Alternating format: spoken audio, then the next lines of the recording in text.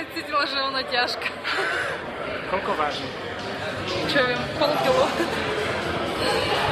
Aké to bolo, aj keď si znela slovenská hymna, videli, že si spievala? Áno, som spievala, šťastná, že nezabudla od Лани, čo sme učili tú hymnu, takže nezabudla slova. A vlastne последние несколько дней som spievala, neviem prečo.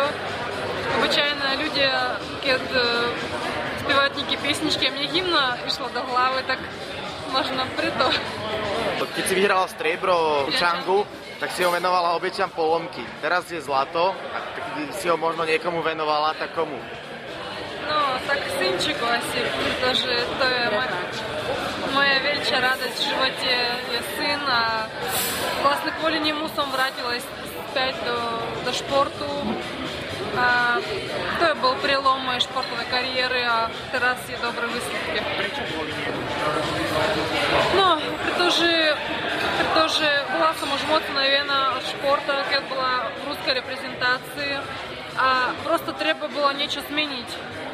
A on je vlastne ten, kto zmenil celý môj život a s ním som preosmyslila všetky cennosti. Jasno, že chýba mi teraz, že chcem byť s ním, ale keď športujem veľkú časť svojho života a teraz ešte na Slovensku mi dali možnosť chodiť na prípravu s synčikом, tak vlastne on je v tom športe tiež s nami a on rozumie, čo to je pre nás.